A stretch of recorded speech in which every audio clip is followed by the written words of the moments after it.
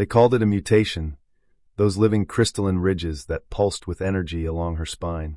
Her own people feared her. Slavers chased her. Scientists wanted to dissect her. But she only ever wanted to be left alone, to stop hiding her body under torn cloaks, to stop being a specimen.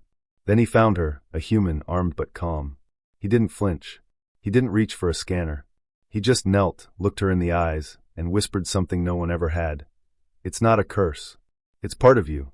And you're beautiful. They found her beneath the rusted remains of a crashed freighter, crouched low behind a wall of shattered cargo crates, clutching a makeshift blade made from a bent hull panel. Her blue skin was streaked with mud and blood, her long white hair tangled and damp from the toxic rain that still hissed quietly across the surface of the dead moon. Her horns, graceful and crescent-like, had been cracked at the tips, evidence of close combat. She wore almost nothing, just a short, tattered wrap across her chest and low-fit tactical shorts half torn from fleeing through jagged wreckage. Her muscular frame was covered in ash and bruises, her thighs trembling as she backed further into the corner. But it wasn't her strength or her scars the patrols had come for. It was what pulsed along her spine. Glowing ridges, soft, crystalline, and alive, ran from the nape of her neck to her lower back, fused into her flesh like some divine mutation. The hunters called it bioore, a living mineral formed only in rare births among her kind, harvested like stone, sold like gold. And in her case, it was perfectly formed. She had been running since they first saw the glow. Her people had called her cursed, exiled her. She hadn't told them what it really did, how it sometimes responded to her emotions, how it flared when she cried, how it hardened when she fought. But none of it mattered now. The slavers knew what she was, and they had come to extract it. She had fought off 3 before this, 3 who didn't think she'd defend herself, but the 4th had nearly killed her. That's when the human arrived. She didn't hear his footsteps over the storm. 1 second she was bracing to fight again, and the next, a blast of kinetic energy sent a slaver flying into the wall behind her. She turned, blade raised, only to see a tall man in a drenched black jacket lowering his weapon. He didn't approach. He just said, "I'm not here to hurt you." She didn't believe him. No one ever meant that. But she was too exhausted to run. She sank to her knees, one hand pressed against her ribs, the other still gripping the blade. "You'll sell me like the rest," she hissed. He shook his head. "Not today." She watched him through narrowed eyes.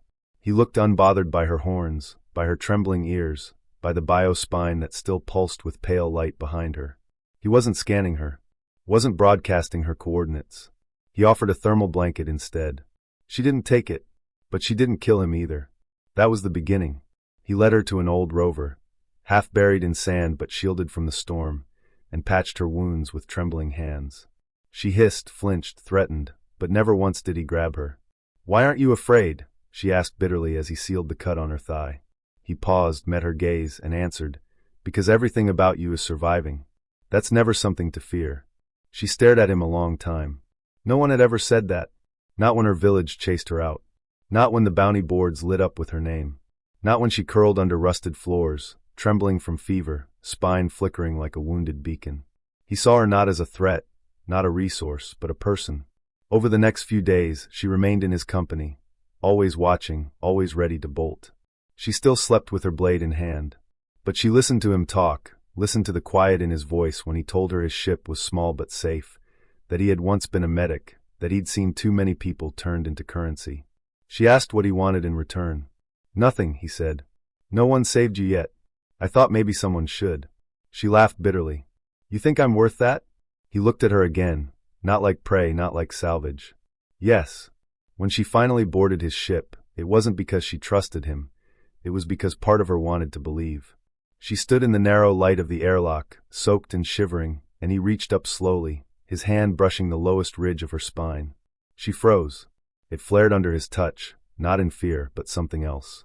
She expected pain, fear, rejection. But he just whispered, "It's beautiful." That word broke something. That word healed something.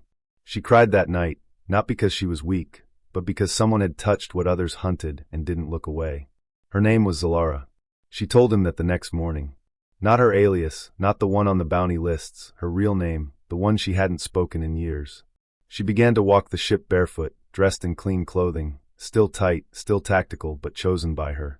Her short black tank and fitted shorts framed her powerful figure, but for the first time, she didn't feel exposed. She felt like herself. The crystalline spine responded more now, reacting not to fear but comfort. Sometimes when she laughed, rarely, it flickered like starlight. When she slept, it pulsed softly with breath.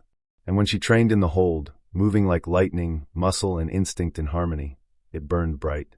She became his equal, not just a passenger.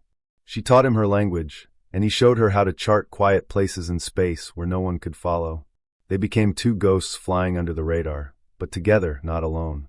One night, while repairing an exterior hatch, a bolt slipped and gashed her back, just above the spine. She hissed in pain, gripping the wall, blood trickling down her skin.